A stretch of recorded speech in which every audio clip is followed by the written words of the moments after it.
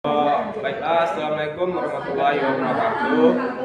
Di sini kami dari kelompok 6 akan mempresentasikan prosedur dari modul 5, yaitu hukum kekekalan momentum sudut, yang mana kami dari kelompok 6 baru bertakan, saya sendiri Saiful Rahman. Saya Nana Sofiayanti. Saya Anissa Febriani Chandra. Saya Bagas Juniper. Selanjutnya itu tujuan dari eksperimen kita yaitu hukum kekekalan momentum sudut, yang mana tujuan pertama itu mengetahui momentum sudut benda sebelum dan sesudah tumpukan. Sedangkan tujuan yang kedua yaitu mengetahui energi kinetik sebelum dan sesudah peristiwa tumpukan. Baiklah, selanjutnya kita akan memperkenalkan alat bahan yang kita gunakan untuk praktikum modul 5. Yang pertama yaitunya rotary motion sensor, yang selanjutnya batang besi sepanjang 45 cm dan juga stand untuk penegak batang besinya. Selanjutnya yang kita gunakan adalah piringan dan juga cincin, dan juga software dari Pasco itu sendiri, yang mana softwarenya adalah Conversion of Angular Momentum. Yang selanjutnya yang kita gunakan adalah kaliper atau jangka sorong, dan juga yang selanjutnya kita menggunakan neraca Ohaus untuk mengukur massa piring dan cincin. Kita juga menggunakan 550 universal interface, yang mana ini berfungsi untuk menghubungkan atau mengambil data yang didapatkan dari rotary motion sensor yang selanjutnya akan dikeluarkan pada grafik pada komputer. Konsep dari eksperimen hukum kekekalan momentum sudut, yang mana konsep dasarnya itu kecepatan awal momentum itu lebih besar dari kecepatan akhir momentum karena adanya penambahan massa. Nah, di sini ada rumus-rumus yang akan digunakan untuk inersia dari piringan itu dengan rumus setengah kali massa dikali jari-jarinya dia dikuadratkan. Nah, untuk mencari momen inersia dari cincin itu setengah dari massa cincin itu, terus R1 itu merupakan jari-jari dalam dari cincin yang dikuadratkan dan ditambah dengan R2 yaitu jari-jari luar dari cincin yang dikuadratkan. Nah, untuk IT itu inersia total dari inersia dari piringan dan cincin. Nah, LD itu merupakan LO itu merupakan momentum sudut dari awal, yang mana inersia dari piringan dikali kecepatan sudut dari awal, kecepatan sudut awal yang ada di grafik. Nah, lalu momentum akhirnya inersia dari L yaitu totalnya tadi dikali dengan kecepatan sudut akhir, sehingga diperoleh nilai presentasi kesalahannya itu KSR dari momentum sudutnya itu momentum sudut awal dikurang dengan momentum sudut akhir lalu dibagi dengan momentum sudut awal lalu dikali dengan 100. Nah, selanjutnya ini energi kinetik awal. Nah, energi kinetik awal itu dengan rumus setengah dari momen inersia dari piringan dikali dengan kecepatan awal yang telah dikuadratkan. Nah, untuk momen energi kinetik dari akhir itu dengan setengah dari momen inersia total antara sepiringan dengan cincin lalu dikali dengan kecepatan akhir yang dikuadratkan, sehingga diperoleh presentasi kesalahan dari energi kinetiknya itu energi kinetik awal dikurang energi kinetik akhir dibagi dengan energi kinetik awal lalu dikali dengan 100. Nah, nanti akan pengeluaran grafiknya itu seperti ini, yang dimana ini merupakan titik dari kecepatan sudut awal. Nah, ini dari titik kecepatan sudut akhir.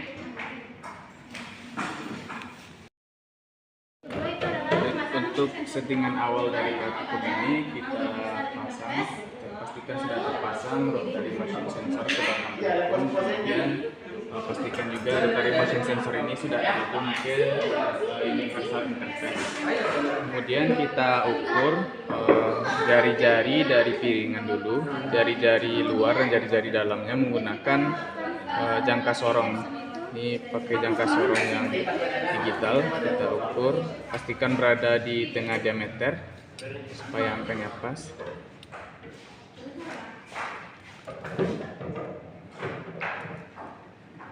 Ini sudah nampak nilainya. Ini untuk yang luar, kemudian yang dalam kita pakai yang ini.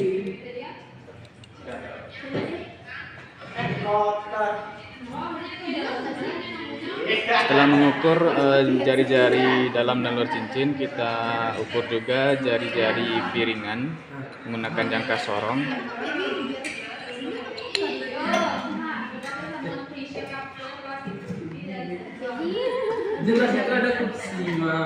Setelah nilainya didapatkan, kemudian kita ukur massa kedua benda ini. Pertama kita ukur dulu massa dari cincinnya menggunakan neraca Auhaus.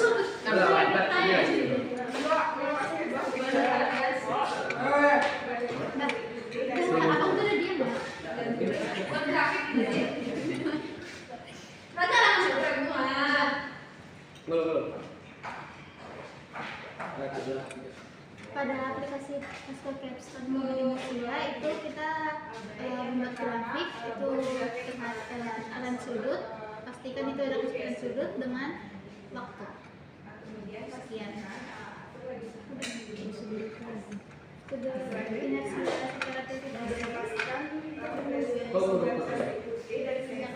Setelah nilainya didapat, kemudian dicatat untuk massa piringannya, kemudian kita ukur juga massa dari piringan yang tadi massa cincinnya baru. Kita ukur massanya, pastikan ininya sejajar untuk mendapatkan massa yang pas. Setelah dicatat, kemudian Kita pasang piringan satu ke atas rotary motion sensor.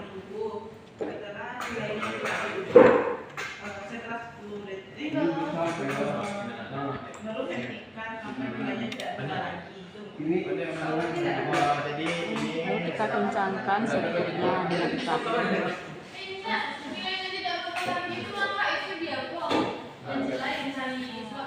Pastikan semua alat terhubung ke sumber tegangan. Selanjutnya kita hidupkan universal interface 850-nya.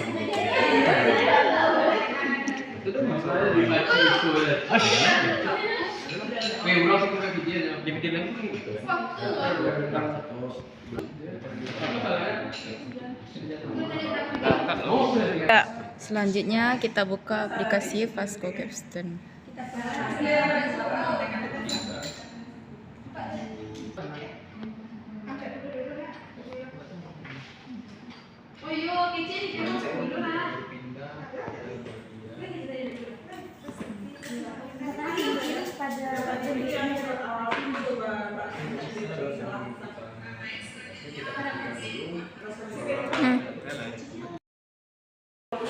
Untuk langkah selanjutnya kita akan melakukan level check. Klik ini.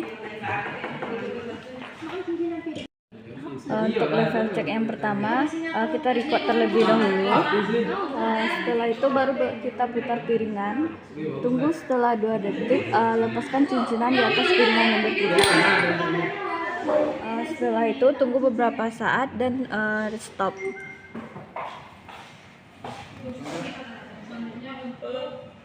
Untuk level check yang kedua, kita klik ini.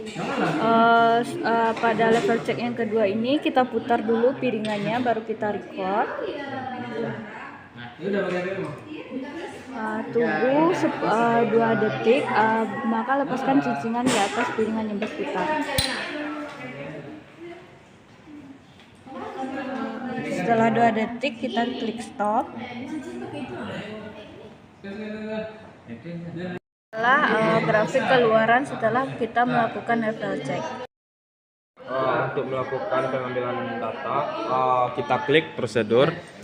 Selanjutnya kita akan memilih kecepatan sudut terhadap waktu, grafik kecepatan sudut terhadap waktu. kita hapus saja run terakhir.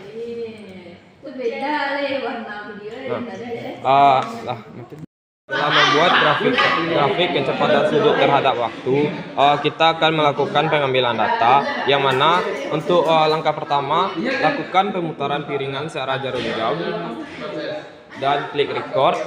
Selanjutnya, setelah 2 detik, lepaskan cincin di atas piringan.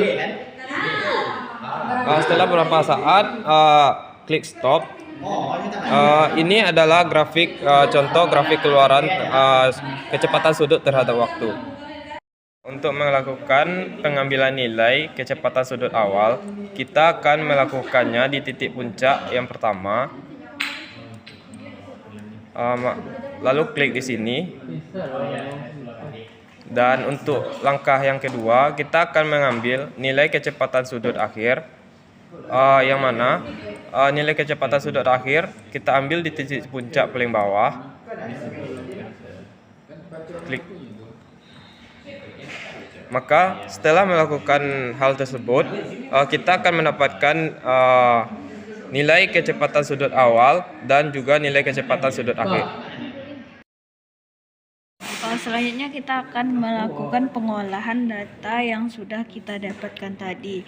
Yang pertama kita akan menggunakan persamaan 1, 2, 3, 4, 5. Nah, ini untuk mencari KSR-nya. Pertama itu ada massa dan jari-jari piringan yang sudah kita ukur tadi. Juga ada massa dan jari-jari pada cincin yang sudah kita ukur tadi.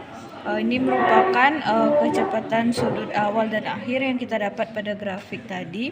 Untuk pertama kita menggunakan persamaan 1 untuk mencari ID, persamaan 2 untuk mencari IR, persamaan 3 untuk mencari LT, untuk persamaan 4 kita untuk mencari L0, persamaan 5 kita mencari LT. Setelah kita dapatkan nilai semuanya, kita akan mencari persentase kesalahan dari momentum sudut, yang mana persentase yang kami dapatkan pada praktikum kali ini itu 4,5%. Selanjutnya yaitu kita mencari energi kinetiknya, di mana kita menggunakan persamaan 6 dan 7. Setelah itu kita masukkan ke angkanya ke persamaan 6, kita dapatkan KE0-nya. Selanjutnya kita masukkan ke persamaan 7 akan mendapatkan KLT-nya. Menggunakan rumus mencari persentase kesalahan, kita mendapatkan persentase kesalahan dari energi kinetiknya yaitu 88%. Di sini kenapa KSR-nya besar dapat kita lihat pada bagian tugas akhir. Kami coba menjawab untuk tugas akhir dari praktikum pembekalan momentum sudut. Yang soal pertama, apa pengaruh masing-masing hal berikut terhadap nilai yang dihitung untuk momentum sudut akhir? Nyatakan apakah masing-masing hal tersebut akan menyebabkan nilai akhir menjadi rendah, tinggi, atau tidak berubah, dan jelaskan alasannya. Yang pertama itu jika sensor gerak putar dan katrol memiliki industri rotasi kecil. Yang kedua, jika gaya hambat gesekan pada bantalan selama pembukaan tidak dapat diabaikan.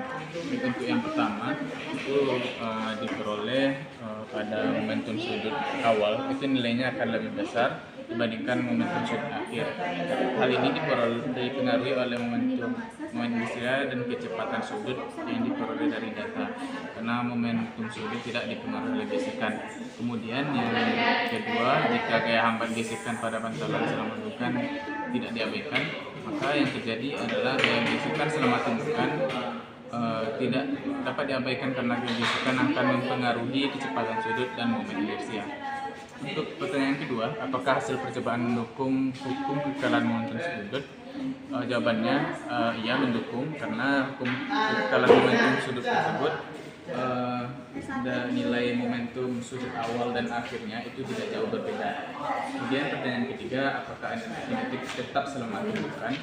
Untuk energi kinetik itu tidak tetap selama tumbukan, karena energi kinetik akhir itu berkurang karena berkonversi menjadi bentuk energi lainnya. Kemudian soal yang kelima, mengapa nilai momentum sudut dapat dipertahankan sedangkan energi kinetik tidak dapat? Nah, itu karena nilai momentum sudut ini akan tetap kekal selama tidak ada gaya luar yang diberikan, yang mana sesuai dengan hukum kekekalan momentum sudut. Sedangkan energi kinetik ini tidak dapat dipertahankan atau akan berubah karena saling berinteraksi atau bertumbukan, sehingga nanti berkonversi menjadi energi lain. Makanya energi kinetik akhir itu lebih kecil daripada energi kinetik awal. Melakukan percobaan dan analisis data, kami mendapatkan kesimpulan bahwasannya kecepatan sudut sebelum dan sesudah tumpukan bernilai sama, karena ini sesuai dengan hukum kekekalan momentum sudut. Sedangkan yang kedua, untuk energi kinetiknya, energi kinetik sebelum tumbukan lebih besar daripada energi kinetik setelah peristiwa tumbukan, dikarenakan sebagian energi kinetik setelah peristiwa tumbukan menjadi energi lain. Baiklah, sekian dari kami kelompok 6, dan lebih dan kurang kami mohon maaf. Kami akhiri. Assalamualaikum warahmatullahi wabarakatuh.